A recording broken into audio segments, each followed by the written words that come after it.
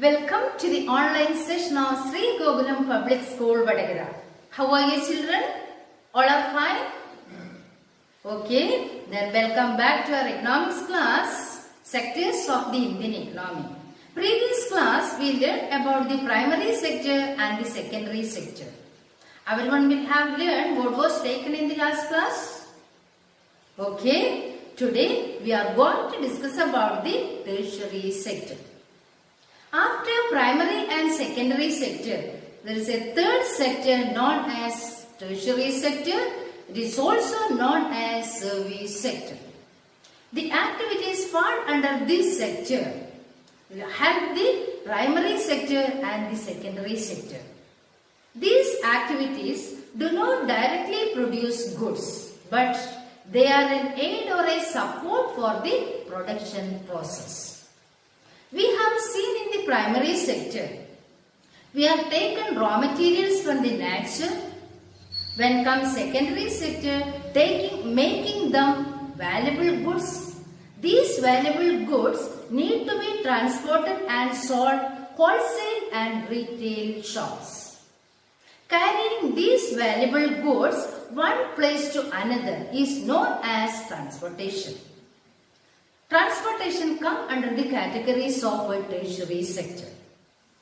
Transport, communication, banking, and those who provide personal services such as teachers, doctors, lawyers, etc. come under the categories of a tertiary sector. The various production activities in the primary, secondary and tertiary activities produce large number of goods and services. How do we count the various goods and services and know the total production in each sector? To get around this problem, the economists suggest that the final goods and services should be used rather than adding the actual numbers. For example, 10,000 kilograms of wheat is sold at rupees 8 per kilo. The value of wheat will be 80,000. Okay? But we count only final goods and services, not intermediate goods. By hearing this, you might have a doubt. What is final goods? What is intermediate goods?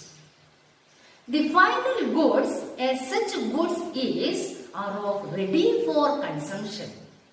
Intermediate goods that are used in making final goods. For example, a farmer who sells wheat to a flour mill for rupees 8 per kilo.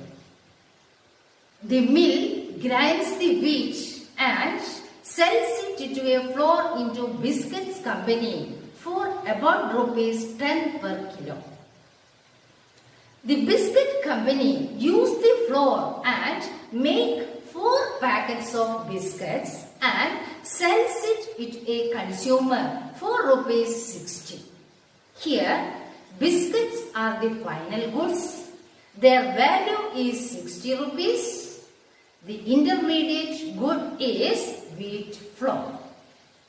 The value of final goods and services produced each sector during a particular year provides total production of the sector for that year.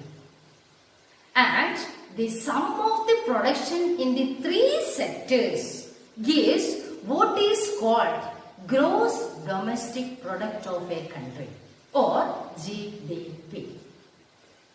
What is GDP or gross domestic product? It is the value of all final goods and services produced within a country during a particular year. It is the value of final goods and services produced within a country during a particular year. In India, the mammoth task of measuring GDP is undertaken by the central government ministry. This ministry, with the help of various government departments in all Indian states and union territories, collect the information relating to the total volume of goods and services and their prices and then estimates the GDP or gross domestic product. Clear, children? Then, how do you think the classification of the economic activities into primary, secondary and tertiary sector is useful? Yes, the classification of economic activities into primary, secondary and tertiary sector is useful because on the basis of this classification, we are able to analyze the pattern of total production of the employment in India. How are the tertiary sector is different from other sector?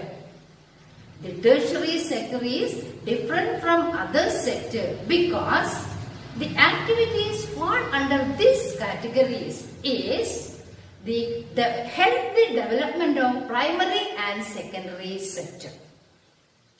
These activities do not directly produce the goods, but they are an aid or a support for the production process. For example, goods are produced in primary and secondary sector need to be transported by trucks or trains and sold in the wholesale and retail shops. Okay? Let's continue next class.